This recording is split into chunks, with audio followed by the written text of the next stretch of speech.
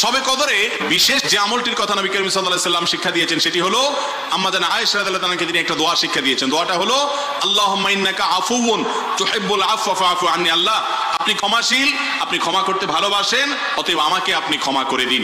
এছাড়া শবে কদরে আপনি নামাজ পড়বেন, দোয়া করবেন, কোরআন তেলাওয়াত করবেন, জিকির আজকার করবেন, তাসবিহ তাহলিল করবেন, রাত জেগে থাকবেন, আল্লাহর কাছে কান্নাকাটি করবেন, এই কাজগুলো আপনি করবেন। তবে বিশেষ আমল এটা যে আল্লাহুম্মা ইন্নাকা আফুউন, হে আল্লাহ আপনি ক্ষমাশীল, তুহিব্বুল আফওয়া আপনি ক্ষমা করতে ভালোবাসেন, ফাআফু আন্নি অতএব আমাকে আপনি ক্ষমা করে দিন। এই দোয়াটা বেশি বেশি করে। তারাবি নামাজ এটা গুরুত্বপূর্ণ একটি সুন্নত আমল। রমাদান মাসে যদি কেউ তারাবির নামাজ পড়ে, নবী করিম সাল্লাল্লাহু আলাইহি ওয়াসাল্লাম বলেছেন, মান কামা রমাদানা ঈমানান ওয়া ইহতিসাবা গুফিরা লাহু মা তাকাদ্দামা মিন যামবি। যে ব্যক্তি রমজানের রাতের বেলা দাঁড়িয়ে তারাবির নামাজ আদায় করবে, তার পেছনের সমস্ত গুনাহ খাতা আল্লাহ তাআলা মাফ করে দিবেন। অতএব তারাবি নামাজ পড়তে চেষ্টা করা উচিত।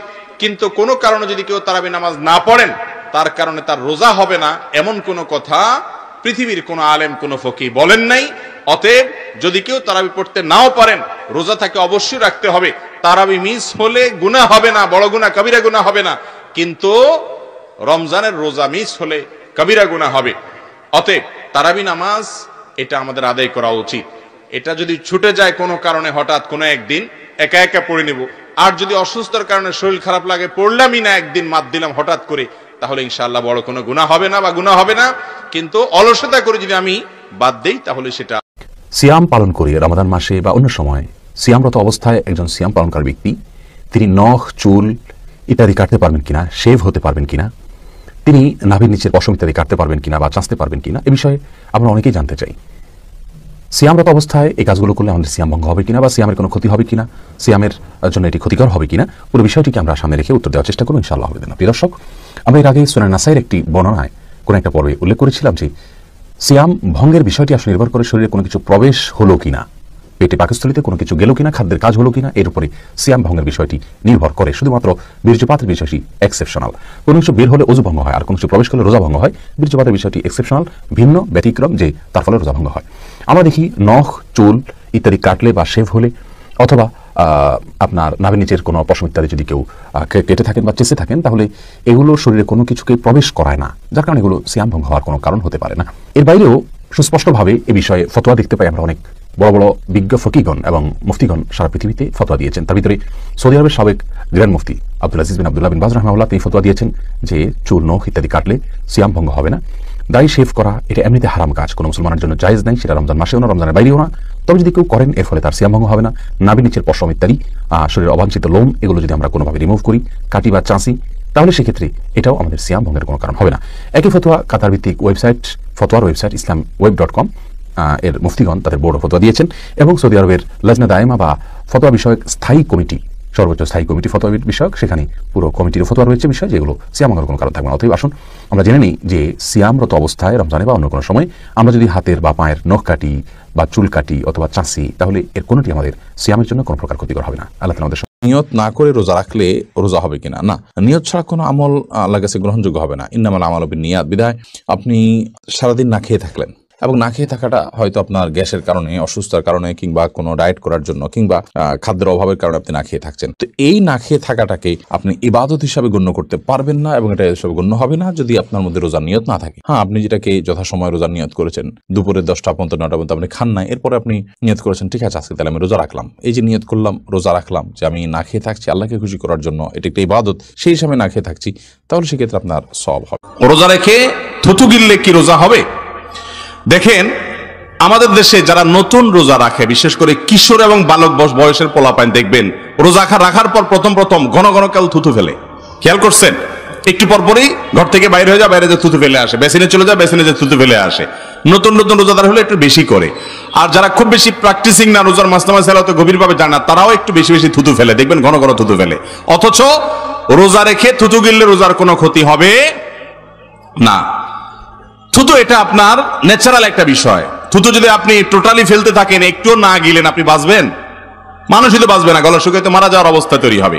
অতএব থুতু গিললে রোজার কোনো ক্ষতি হয় না। কি করলে রোজা ভেঙে যায়?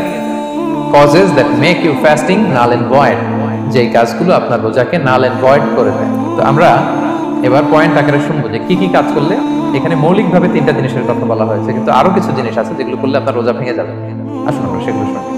1 নম্বরে হচ্ছে ইচ্ছা করে যদি আপনি খান, ইচ্ছা করে খাইতে হবে, বুঝছেন? ভুল করে খাইলে কিন্তু রোজা ভাঙে না। খুব মজার না ব্যাপারটা? অনেক সময় এমন হয়, অনেকের অভ্যাস যে সকালবেলা সে ঘুম থেকে উঠে পানি খায়। তো আপনি হঠাৎ করে 1 গ্লাস পানি খেয়ে ফেলছেন, খাওয়ার পরে মনে হয়েছে ওরে আমি তো রোজা, এখন কি হবে বলেন তো? ভাঙবে না? ভাঙবে না, ভাঙে নাই। শুধু 1 গ্লাস পানি না, ভুলে যদি 1 প্লেট ভাতও খেয়ে ফেলেন, ভুলে, রোজা ভাঙবে না। তো রোজা অবস্থায় এত বড় ভুল অবশ্য কেউ করে না, কি বলেন? পানির এটা হয়ে যায়, তাও প্রথম 1-2 দিন রোজায় হয় না? প্রথম 1 দিন 2 দিন 3 দিনে অনেক সময় এরকম হয় যে ভুল করে পানি খেয়ে ফেলে। তো ভুল করে যদি কেউ খায় তার রোজা ভাঙে না, অথবা জোর করে যদি কাউকে খাওয়ানো হয় রোজা ভাঙে না। ফোর্সফুলি খাওয়াইলে ভাঙে না, ইন্টেনশনালি যদি কেউ খায় রোজা ভাঙে না। ক্লিয়ার? 2 নাম্বার ড্রিঙ্কিং ইন্টেনশনালি, যদি পান করে ইচ্ছাকৃত রোজা ভাঙে না। 3 নম্বরে হচ্ছে ফিজিক্যাল ইন্টারকোর্স, দিনের বেলায় যদি ফিজিক্যাল ইন্টিমেসিতে যায় হাজব্যান্ড ওয়াইফ, দেহ থেকে যদি সিমেন আউট হয় রোজা ভেঙে যায়। তবে ইচ্ছাকৃত যদি আপনি রোজা ভাঙেন, এটা বড্ড ভয়ঙ্কর প্রিয় ভাইরা, এটা খেয়াল করে মনে রাখবেন যে ইচ্ছা করে রোজা ভাঙার চেয়ে বড় স্পর্ধা আর হতে পারে না। কারণ এই রোজা রাখাটা কি রমাদানে ফরজ। আপনি যদি ফরজ ইচ্ছা করে ভাঙেন তাহলে শুধু কাজা করলে হবে না, কাফারা দিতে হবে। কি দিতে হবে? ইচ্ছা করে রোজা ভাঙলে কাফারা দিতে হবে। এন্ড হোয়াট ইজ কাফারা? কাফারা হচ্ছে টানা 2 মাস রোজা রাখা একটার জন্য। পারবেন? রমজানেরটা রাখতে তো খবর হয়ে যায়, কি বলেন? আপনি ইচ্ছা করে যদি রোজা ভাঙেন, এটার জন্য কাজা করলেন, একটা 60টা রাখলেন, 61টা রাখার পরে রমাদানের যে রোজা, এটার ফজিলত কি আপনি পাবেন? এটা আপনি পাবেন না। এটা বড্ড ভয়ঙ্কর। আমরা যেন ইচ্ছা করে কেউ রোজা না ভাঙি। এবার একটা মজার হাদিস শুনেন, সহিহ বুখারী। এক সাহাবী দৌড়ে এসে রাসূল সাল্লাল্লাহু আলাইহি ওয়াসাল্লামকে বলতেছে, ইয়া রাসূলুল্লাহ হালাকতু ইয়া রাসূলুল্লাহ, হে আল্লাহর রাসূল আমি তো শেষ। তুমি শেষ, কি হয়েছে তোমার? রাসূল সাল্লাল্লাহু আলাইহি ওয়াসাল্লাম বললেন, ওয়ামা আহলাকাক, তুমি কেন, কি সমস্যা? হালাকতু ইয়া রাসূলুল্লাহ লিটারাল মিনিং হচ্ছে, ইয়া রাসূলুল্লাহ আমি তো ধ্বংস হয়ে গেলাম। রাসূল বললেন, কি হয়েছে, কিভাবে ধ্বংস হয়ে গেল? তো সাহাবী বললেন, ওয়াকাআতু আলা ইমরাআতি ফি রমাদান, আমি রমাদানের দিনের বেলায় আমার স্ত্রীর সাথে ফিজিক্যাল ইন্টারকোর্স করে ফেলেছি, আমি তো শেষ, আমার বাঁচা। এবার রাসূল সাল্লাল্লাহু আলাইহি ওয়াসাল্লাম বললেন, হাল তাজিদু মা তা'তিকু রাকাবা, তুমি কি একটা দাস আজাদ করতে পারবে? কাফারার মূল বিধান হচ্ছে দাস আজাদ করা, অথবা 60টা রোজা রাখা, অথবা 60 জনকে খাওয়ানো। ওকে, রাসূল সাল্লাল্লাহু আলাইহি ওয়াসাল্লাম বলতেছে, তুমি কি একটা দাস আজাদ করতে পারবে? উনি বলল, না, আমার তো এই সক্ষমতা নাই, আমি পারবো না। রাসূল সাল্লাল্লাহু আলাইহি ওয়াসাল্লাম বললেন, ফাহাল তাস্তাতিউ আন তাসুমা শাহরাইনি মুতাতাবিআইন, তাহলে টানা 60 দিন রোজা রাখতে পারবে? বলছে, লা ইয়া রাসূলুল্লাহ, এটাও আমি পারবো না, 60 দিন রোজা রাখা আমার পক্ষে সম্ভব। এরপর রাসূল সাল্লাল্লাহু আলাইহি ওয়াসাল্লাম বললেন, ফাহাল তাজিদু মা তুতঈমু 60 মিসকিনান, তাহলে 60 জনকে খাবার খাওয়াইতে পারবে? বলতেছে, না, এটাও পারবে না। তো কোনোটাই সে পারবে না। এবার উনি বসে রইলেন। ফাউতিয়া বিআরাকিন ফিহি তাম, হঠাৎ করে রাসূল সাল্লাল্লাহু আলাইহি ওয়াসাল্লামের কাছে এক ঝুড়ি খেজুর আসলো। এবার রাসূল সাল্লাল্লাহু আলাইহি ওয়াসাল্লাম বললেন, সেই লোক কোথায় যে কিছু করতে পারবে না, নাকি ডাকো।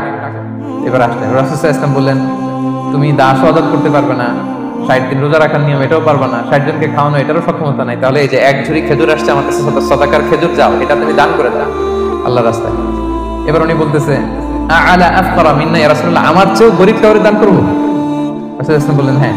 উনি বলতেছে যে আমার চেয়ে গরীব মদিনায় কেউ নেই। উনি বললেন, ফামা বাইনা লাবাতাইহা আহলু বাইতিন আহওয়াজু ইলাইহি মিন্না ইয়া রাসূলুল্লাহ, এই মদিনায় আমার চেয়ে গরীব, মানে এটার প্রতি মুখাপেক্ষী আমার চেয়ে বেশি কেউ আর নাই।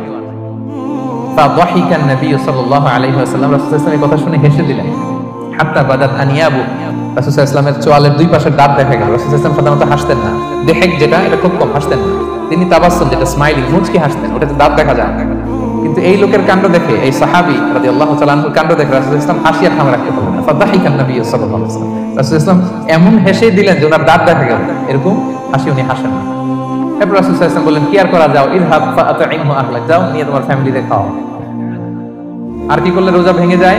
ইচ্ছা করে যদি বমি করে রোজা ভেঙে যাবে, তবে অনিচ্ছার সাথে বমি আসলে রোজা ভাঙে। ক্লিয়ার? 5 নাম্বার হচ্ছে আল ইস্তিমনা, মানে মাস্টারবেশন, হস্তমৈথুনের মাধ্যমে কেউ যদি সিমেন আউট করে তাহলে তার রোজা ভেঙে যাবে, এবং এটার জন্য কাজা কাফারা দিতেই লাগে। 6 নাম্বার স্মোকিং। স্মোকিং যদি রমাদানে কেউ করে রোজা কিন্তু শেষ, কারণ এটার মধ্যে এমন পার্টিকেল থাকে যেটা আপনার ভিতরে চলে যায়, সো আপনার রোজা ভেঙে যাবে, খবরদার স্মোকিং করবেন না। 7 নাম্বারে আপনি যদি নাকে ড্রপ দেন, রোজা রাখা অবস্থায় নাকে ড্রপ দেওয়া যাবে না। হ্যাঁ, নাক হচ্ছে gateway to reach in the stomach, এটা স্টমাকে পৌঁছার একটা গেটওয়ে। আপনি নাকের ড্রপ দিলে দেখবেন কিছুক্ষণ পরে গলায় একটা তেতো তেতো ভাব অনুভব হয়, আস্তে করে এটা স্টমাকে পৌঁছায়, রোজা ভেঙে যাবে। নাকের ড্রপ এটা রাতে সন্ধ্যা থেকে শুরু করে সাহুর খাওয়া পর্যন্ত।